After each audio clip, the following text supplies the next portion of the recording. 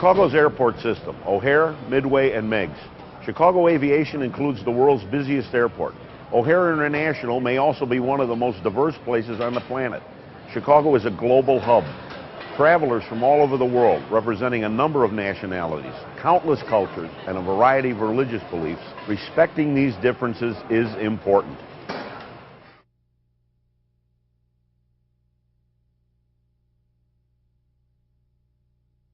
In your security role at Chicago's airports, you'll be wearing the uniform of the Chicago Police Department. Every action, every encounter will reflect directly upon the department and the city of Chicago. Security and vigilance are vital, but so are awareness and sensitivity. Without ever compromising security, it is important that you acknowledge cultural differences. It is imperative that you show respect and extend courtesy to those we serve. We understand the law enforcement community has to do their job, and we fully support them. We also understand that if they do not do their jobs properly, that there is a risk, and we understand that and we support that. But the only thing that we do ask is that you do it in such a manner that you understand some of the religious sensitivities that we have, or some of the cultural sensitivities, and do not be disrespectful in the manner that you conduct your safety checks. A turban is an article of faith. It's a religious article of faith. It is not a hat, it's not a cap, it's not a headgear. What I have here in front of me is a turban. Okay, what it is, it's a piece of cloth. Okay, it's a piece of cloth which is anywhere from 5 to 8 meters, which means about anywhere from 15 to 18 feet long. And it takes a Sikh anywhere from 15 minutes to 30 minutes to tie the turban. It's very offensive for a turban to take his turban off. That is like asking that individual to remove his pants and board that plane. Okay, it is such an offensive request to make, or an offensive directive to make, that it's very humiliating, it's very hurtful, it's very emotionally damaging to him. Because of our history, because people have sacrificed their lives, and it is such a dishonor for the Sikh American community, and baptized Sikhs specifically, to remove his turban. Law enforcement officer can go ahead and wave the metal detector. If the metal detector sets it off, the law enforcement officer, instead of telling the individual, can ask his permission, would you mind if I pat your turban down? Okay, and this is in the FAA guidelines.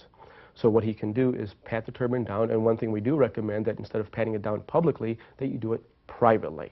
It's very important to remember that religious attire carries a very ingrained belief in the individual, a belief willing to fight for, a belief willing to die for. It's a belief, it is surrounded with honor and holiness. We have to accept that that is the religion of the individual. At the same time, the officers have a mission to do.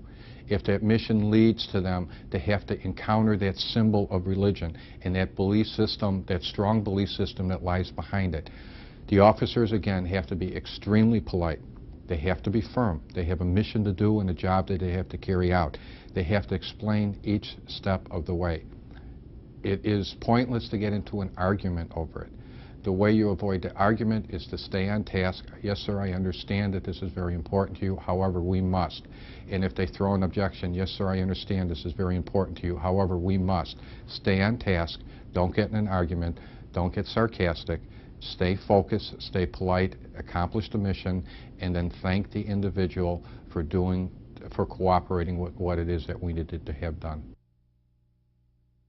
So I'm just as concerned about security as my fellow Americans are, and I would be more than willing to undergo security as long as I'm not singled out. And in terms of going through security just like everyone else, I understand that there may be a need for me to remove my scarf, just as people are being asked to remove their shoes, which is understandable given the circumstances and given incidents that have taken place. I would simply ask for reasonable accommodation, so that if you would like me to remove my scarf, I'd like for it to happen in a private place. I'd be more than happy to cooperate, as long as it's not in public, because my religion doesn't allow me to remove my scarf in public in front of men who are not part of my family.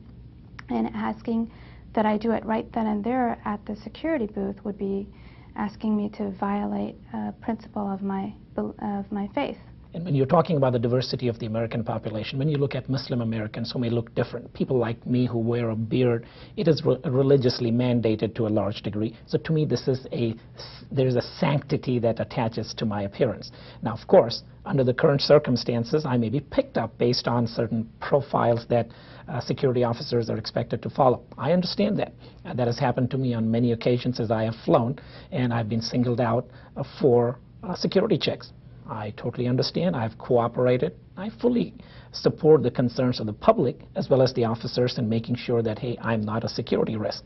At the same time, however, I expect the officers to keep in mind that they are performing a service on my behalf as a citizen of this country.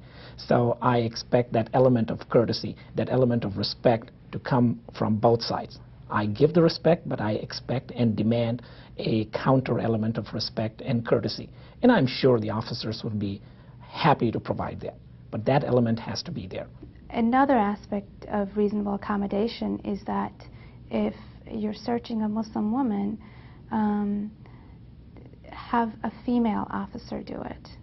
Because there's a clear delineation between the sexes in our faith. And there's not supposed to be any touching of people who are not related to each other. The best way to calm fears and take away the apprehension of the person you're talking to is, number one, is to be polite. Explain what you're doing. Be very direct. Repeat the directions if you don't think the individual has understood it. Welcome them. Start out the encounter with a welcome to the city of Chicago. I need to, and then explain the actions that you have to engage in, and afterward be thankful. You know, thank them for participating in the task that you had to do. Those are the things that leave two impressions. Number one is that we are non-threatening, and number two is that we are serious about the business of protecting people who are coming into the city. The Archbishop of America came to Chicago for a visit, and he arrives off the plane with all his religious paraphernalia, his hat and veil, an outer robe which has long black sleeves, like angel sleeves, an inner cassock which is almost form-fitting, and then under that would appropriately be your pants and shirt, of course, and shoes, whatever is appropriate. Leaving Chicago and going back to New York, His Eminence went through the security, and his hat caused a little stir because there's a veil worn over this hat. And if you take the veil off, you'll notice that the hat has a tiny hole, an eyelet. And the eyelet is made out of metal. And this creates the alarm to go off. That's fine. We can take off a headdress with no problem. You just ask and he'll do it. For some reason, the security personnel wanted him to disrobe more, asked him to take off his outer robe, which is fine. The outer robe is worn in streets outside, even in the church. That was removed. Then the security personnel asked him to remove even his inner robe. At this point now we're getting to almost asking someone to take off their coat, now their suit jacket, now their vest, now their shirt. Now it's analogous to taking off layers and layers of clothing, and this is the only thing. It's form-fitting. It's against the body. There's really, you can't. He's a thin gentleman. You can see everything you need to see. You can pass a wand over him, but to ask him to remove his robe was insulting. There is one thing the leaders in Chicago's diverse religious community have in common. It's a great respect for law enforcement and a great appreciation for heightened security.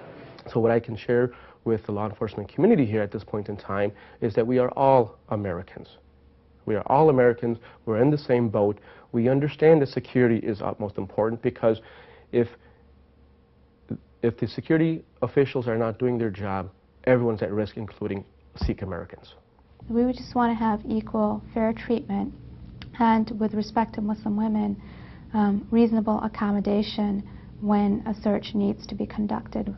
Take an interest, too. Ask a question. Our bishops wear a beautiful icon that's usually jeweled around them, on their chest, called an engolpion. It is an insignia of their office. Oftentimes when my bishop passes through security, they say, "That's beautiful, may I see it?" And he says, "Of course." And that's a nice way of making an examination for security purposes. That's a beautiful thing you're wearing. It's a beautiful piece. What does it mean? Take an interest in the religious garb that they might be wearing at the time. And ask, just like you did, is it Father? Is it Your Grace? And they'll tell you. You know, they'll explain that to you. I think when people take an interest, others are willing to teach. And it may sound facetious, but the smile that you put on your face, the softness with which you will deal with an American who's going through a security check, that will play a significant role in how we perceive the officers are performing. So keep that in mind, that we are all in this together. We share this concern about security together, but we are all Americans, and we want to tackle the issues, but let's do that together with a feeling of understanding. And together we can do it. So we are in this together. Let's not assume that it's an us versus them situation. You are enforcing the security. We would like the security to be enforced. So if we can combine and do it together, we are likely to do a much better job at coming up with a peaceful and secure atmosphere. The first commercial they see, either about America or about Chicago, is their encounter with the police officer. And we literally are the commercial for the city and for what we represent in the Chicago Police Department. So those encounters are very, very crucial to the image that we have of this organization. At our airports, safety and security are first and foremost. But there's a right way and about 100 wrong ways to deal with the public while you're trying to keep them safe and secure. Make it a point to be aware of cultural practices. Try to know your religious leaders. Be sensitive, polite, and courteous. It's good for the department's reputation. It's good for the department's relationship with the community. It'll even make security more effective. Thank you, and be safe.